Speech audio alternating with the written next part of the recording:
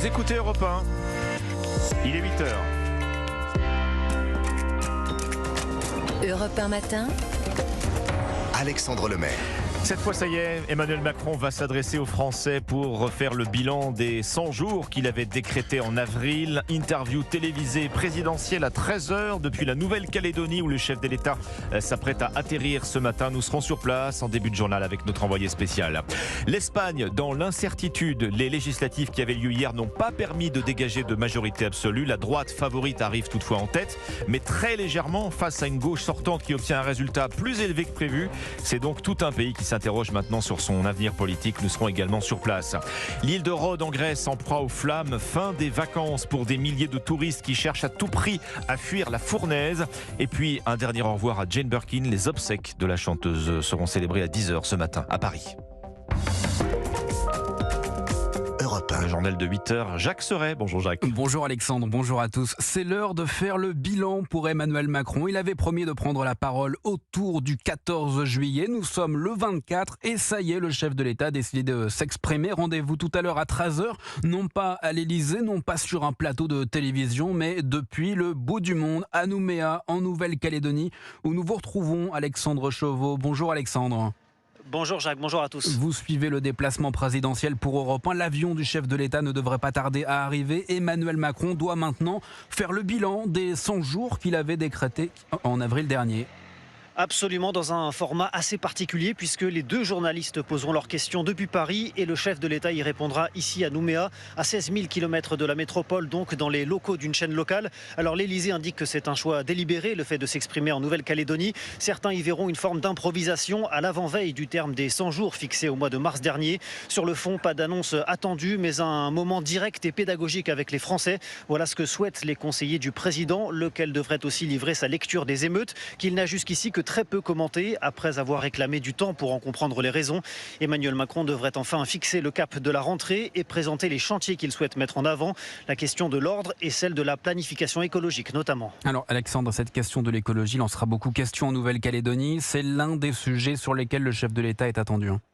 Oui, la protection de la biodiversité ou les effets concrets du réchauffement climatique et de la montée des eaux. Mais ce n'est pas le seul sujet abordé. Emmanuel Macron était déjà venu ici en 2018 avec à l'époque la question brûlante de l'indépendance. Depuis, 3 référendums ont rejeté cette hypothèse. Mais la légitimité du dernier scrutin est remise en cause par les indépendantistes et le sujet est toujours prégnant dans la population. D'où les attentes, vous allez l'entendre, des néo-calédoniens envers le président. Qu'il soit avant tout en tant que président de la République le rassembleur. Voilà, entre eux, les uns et les autres. Il ne faut pas oublier qu'on est quand même la France à l'autre bout du monde, quoi. Donc c'est bien qu'ils viennent quand même, que les gens s'aperçoivent qu'ils ne nous lâchent pas. C'est important pour la population parce qu'il y a beaucoup de polémiques et qui sont des non-dits. Il faudrait éclaircir tout cela et puis faire en sorte que tout se passe bien. Voilà, Emmanuel Macron restera 2 jours en Nouvelle-Calédonie. Il s'envolera ensuite pour le Vanuatu, puis la Papouasie-Nouvelle-Guinée, où il sera beaucoup question, entre autres, de la présence française en Indo-Pacifique. Alexandre Chauveau, envoyé spécial d'Europe 1 à Nouméa. Emmanuel Macron qui pourrait être aussi amené à réagir aux propos du patron de la police nationale. Frédéric Vaux, le directeur général de la police nationale, s'exprime dans les colonnes du Parisien à la suite de la détention d'un agent de la BAC Nord de Marseille. Celui-ci est accusé d'avoir violenté un jeune homme en marge des émeutes début juillet. Pour Frédéric Vaux, avant un éventuel procès, un policier n'a pas sa place en prison. Alors ce dossier devrait être également sur la table à Matignon. Elisabeth Borne réunit tous les membres de son gouvernement ce matin, 4 jours après l'annonce du remaniement. Au programme du petit déjeuner également la santé, l'éducation, la sécheresse, la rentrée scolaire et les efforts budgétaires. Mon invité politique à 8h15 sur Europe 1, Julien Bayou, député Europe Écologie Les Verts de Paris. L'actualité, Jacques, c'est aussi ce matin l'Espagne. Oui, c'était jour de vote hier chez nos voisins ibériques. Le résultat des élections législatives a été dévoilé au bout de la nuit après un dépouillement très serré. La droite arrive en tête mais n'obtient pas la majorité absolue. Le Premier ministre sortant, Pedro Sánchez, pourrait donc rester au pouvoir. Caroline Baudry, vous êtes l'envoyée spéciale d'Europe 1 à Madrid. Qu'en dit la presse espagnole ce matin, Caroline ? Eh bien, instabilité, titre par exemple en une le quotidien conservateur La Razón. Sánchez ne peut gouverner qu'avec une coalition de perdants. Un gouvernement Frankenstein composé d'une alliance écrasée lors des élections fin mai. Puigdemont ou le blocage écrit sur un fond noir. Un journal concurrent, ABC, le dirigeant indépendantiste catalan est désormais le possible faiseur de roi dans un subtil jeu de tractation politique. Pedro Sánchez pourrait rester au pouvoir si et seulement si l'eurodéputé et son parti s'abstiennent. Victoire amère pour Feijóo, peut-on lire. Le dirigeant du Parti populaire est montré en caricature debout sur un podium brandissant une minuscule coupe. L'Espagne stoppe la vague Meloni, écrit La Vanguardia. Le parti d'extrême droite Vox ne fait partie d'aucune majorité et le gouvernement, quant à lui, reste en plein suspense. Caroline Baudry, envoyée spéciale d'Europe 1 à Madrid. 8h06 sur Europe 1, la suite de votre journal Jacques Serret, Alexandre Lemaire. Quand les vacances tournent au cauchemar, c'est ce que vivent en ce moment des milliers de touristes en Grèce. Et plus précisément, ceux qui ont choisi d'aller se reposer sur l'île de Rhodes. En plus de la canicule, les incendies font des ravages. Face à la progression des flammes, 30 000 habitants et vacanciers ont déjà été évacués en urgence. Clémentine Athanasiadis, vous avez passé la nuit à l'aéroport de Rhodes. Il y a beaucoup de monde ce matin et ça se bouscule pour quitter l'île. Oui, le hall des départs où je me trouve n'est pas encore bondé de monde, mais de plus en plus de touristes arrivent. D'ailleurs, plus personne ne dort par terre. On constate surtout de longues files qui se forment devant les comptoirs d'enregistrement. Les gens présents sont décidés à partir. Il faut rappeler que la plupart d'entre eux ont dû quitter leur hôtel précipitamment ce week-end à cause de la progression des flammes, notamment dans le sud-est de l'île. D'ailleurs, ce qui se joue à l'aéroport est paradoxal. Alors que certains veulent à tout prix partir, d'autres arrivent. En dépit de la situation qu'ils ont tous en tête, ils ont décidé de maintenir leurs vacances à Rhodes. C'est notamment le cas de Grace Sahamaha, originaire du Liban. Elle prévoit de rester une semaine dans le nord de Rhodes. Elle assure ne pas se sentir en danger, cette partie de l'île n'étant actuellement pas menacée par les incendies.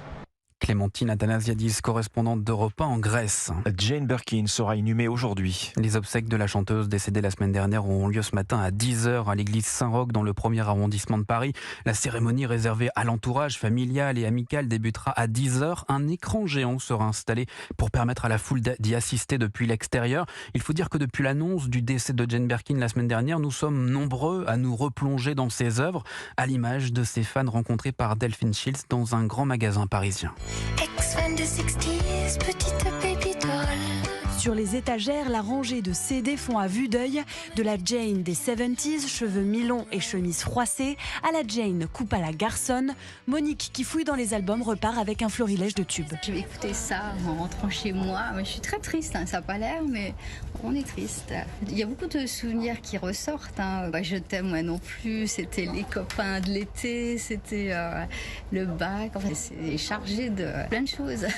Pour Virginie, ce sera un best-of et l'album Baby Alone in Babylon, sorti en 1983. Elle a toujours fait partie de ma vie, musicalement et dans les films aussi. J'ai envie de réécouter des titres. Fuir le bonheur de peur qu'il ne se sauve. Indémodable Lady Jane, Marianne a vu 3 de ses concerts. Elle craque pour le dernier album de Birkin, produit par Étienne Dao. C'est des chansons à texte qui sont très profondes. Elle parle. Elle me parle. Sophie, quant à elle, emporte le DVD du film Jane par Charlotte, l'hommage d'une fille à sa mère qui l'a beaucoup émue. Toujours plus haut, le soleil. Le reportage de Delphine Shields pour Europe 1. Merci Jacques Serret. 8h08, très bon réveil ce lundi matin avec Europe 1. Dans un instant, la météo des plages. D'abord les sports. Avec Lucas Courtin. Lucas, on commence par la natation et les champions du monde qui se déroulent au Japon. Oui, un Léon Marchand historique. Hier, le Français a décroché l'or sur 400 mètres 4 nages en pulvérisant le record d'un certain Michael Phelps de plus d'une seconde. C'est d'ailleurs l'Américain en personne qui est venu lui remettre sa médaille comme un symbole. Une performance exceptionnelle pour le nageur toulousain qui n'en revenait toujours pas du temps à l'arrivée. C'est super, c'est génial. C'est un temps incroyable. Déjà l'année dernière, j'avais fait 4-4. Là, j'arrive à travailler mieux cette année et faire mieux ce soir, donc c'est génial. Je suis avec un super coach, un super groupe d'entraînement. Et voilà, j'envoie les résultats ce soir, donc je suis content. Ouais, seulement 21 ans pour Léon Marchand qui décroche déjà son 3e titre de champion du monde. Et sûrement pas le dernier puisqu'il est engagé sur plusieurs épreuves. En ce qui concerne le programme du jour, la France a de nouvelles chances de médaille avec Marie Wattel en finale du 100 mètres papillon et Maxime Grousset en finale du 50 mètres papillon. Un mot de Formule 1 avec le Grand Prix de Hongrie et la victoire pour Max Verstappen. Et malgré la pole position de Lewis Hamilton, c'est bien Max Verstappen qui a remporté hier le Grand Prix de Hongrie. C'est sa 9e victoire de la saison, la 7e de suite. À l'arrivée, il devance la McLaren de Lando Norris et son coéquipier chez Red Bull, Sergio Pérez. Hamilton termine donc 4e au pied du podium. Côté français, journée cauchemardesque pour Alpine qui a vu Ocon et Gasly s'accrocher dès le premier virage suite à un contact avec l'AlphaTauri de Ricciardo qui faisait son grand retour en F1. On passe au foot avec la Coupe du Monde féminine. Lucas, la France rate son entrée en lice face à la Jamaïque. Ouais, les Françaises ont logiquement dominé ce match sans pour autant trouver la faille dans cette défense en bloc mise en place par les Jamaïcaines, trop brouillonne et pas assez réaliste devant le but. Elle concède donc le match nul 0-0. Rien d'alarmant pour la vice-capitaine Eugénie Le Sommer qui reste satisfaite du visage montré par les Bleus. On a essayé de pousser jusqu'à la fin, mais malheureusement ça n'a pas suffi. On est un peu déçus ce soir, on voulait gagner. Après, on a montré un beau visage malgré tout. On a continué de pousser, on a essayé de continuer à jouer notre jeu et ça n'a pas suffi. Eugénie Le Sommer au micro de France 2. Alors prochain match pour les joueuses d'Hervé Renard, ça sera samedi prochain face au Brésil à partir de midi. Et d'ailleurs les Brésiliennes sont à retrouver aujourd'hui à 13h face au Panama. Il y aura aussi un Allemagne-Maroc à 10h30. En ce moment, l'Italie affronte l'Argentine. Il y a 0-0 à la 11e minute. Enfin le cyclisme avec l'arrivée hier du Tour de France. Et un sprint aux Champs-Élysées remporté par John Mus à la photo finish. Le Belge a devancé d'une demi-roue son compatriote Jasper Philipsen, vainqueur ici l'an dernier. Concernant le général, la victoire finale revient à Jonas Vingegaard qui conserve sa couronne et décroche donc son 2e Tour de France. Côté français, on en retrouve 2 dans le top 10 avec la 9e place de David Gaudu à plus de 23 minutes du maillot jaune et la 10e place de Guillaume Martin. Merci Lucas, 8h11. La météo des plages Estelgas, c'est d'abord une mer agitée ce matin sur la côte basque. Oui, il y a plusieurs vagues dans l'océan Atlantique ce matin avec notamment de la pluie sur une bonne partie de la façade. À Biarritz, 23 degrés sur le sable et 22 à l'intérieur. Sur la Méditerranée, très peu de vagues. Par exemple à Marseille, 33 degrés sur le sable et 23 dans l'eau. Et puis en Corse, en Haute-Corse, l'eau sera calme avec 36 degrés sur le sable et 27 dans l'eau. Et dans la Corse du Sud, un peu plus de vagues avec toujours les mêmes températures, 37 à l'extérieur et 27 à l'intérieur.